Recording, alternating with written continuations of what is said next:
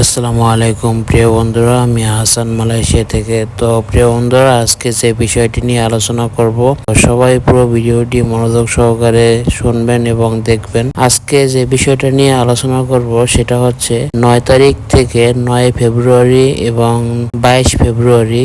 তো এই কয়দিন মালয়েশিয়াতে চাইনিজ নিউ ইয়ার উপলক্ষে অনেক জায়গায় অপরিচিতি দিবে এবং মালয়েশিয়ার যত বাহিনী আছে সব বাহিনী একত্র হয়ে অপরিচিতি দেবে এবং রোড ব্লক বিভিন্ন জায়গায় এই সময়টা। তো যারা অবৈধ প্রবাসী আছেন বাংলাদেশি বিশেষ করে, তো অন্য দেশি যারা আছেন তাদের কথা আমাদের কোনো প্রয়োজন নাই, কিন্তু যারা বাংলাদেশি আছেন তাদের জন্য বলতেছি এবং সবাই একটু সতর্ক থাকবেন। যারা মালয়েশিয়াতে অবৈধ দীর্ঘদিন ধরে আছেন এবং অথবা নতুন অবৈধ হয়েছেন, তো এই সময়টা ছুটি পেলেও বাইরে বের হবেন না।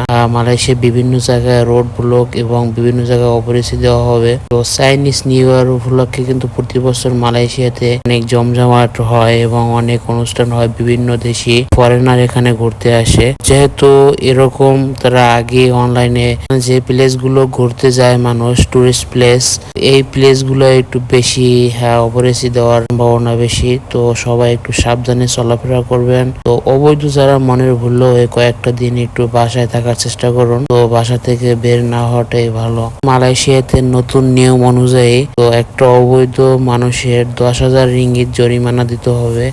তো আগের নিয়ম কিন্তু এখন নাই, নতুন করে কিন্তু 26 সালে এই নিয়মটা করছে। 10,000 রিঙ্গিত জরিমানা দিয়ে তারপর দেশে যেতে হবে। এই ভয়ে কিন্তু অনেক প্রবাসীরা এই ডিসেম্বরের মধ্যে 25 সালের 31শে ডিসেম্বরের মধ্যে কিন্তু অনেক প্রবাসী মালয়েশিয়া ত্যাগ করছে। তো অনেকেই আবার থেকে গেছে মালয়েশিয়ায়। এই বিষয়টা আপনারা লক্ষ্য রাখে কাজ করবেন। তো সবাই মালয়েশিয়াতে অনেক সময় কাজের স্থানেও কিন্তু অপরিচিতি দেয়। যেমন অনেক প্রজেক্টে, কনস্ট্রাকশন সাইটে অথবা কিছু কিছু শপিং মল আছে। তো এইসব জায়গায় কিন্তু আপনারা যারা অবৈধ তারা কিন্তু কাজ করা থেকে বিরত থাকুন।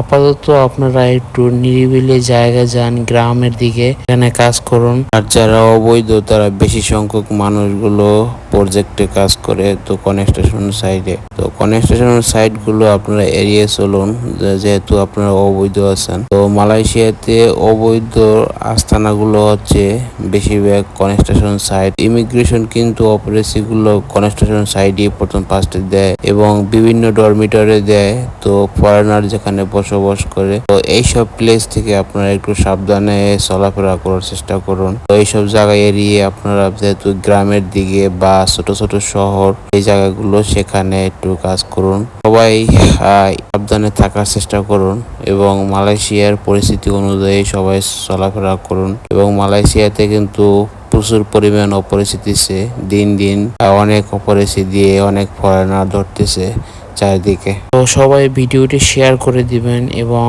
আমার ফেসবুক পেজটি ফলো দিবেন এবং টিকটক থেকে যারা দেখতেছেন টিকটকটি ফলো দিবেন এবং টিকটক থেকে ইউটিউবে ঢোকার সহজ লিঙ্ক আছে, তো এখানে ক্লিক করে ঢুকতে পারবেন। তো অবৈধ প্রবাসীরা কিন্তু সবাই সাবধানে চলাফেরা করুন। তো এখন কিন্তু মালয়েশিয়ার অবস্থা খুবই খারাপ। তো প্রতিদিনই অপরিচিতি হচ্ছে।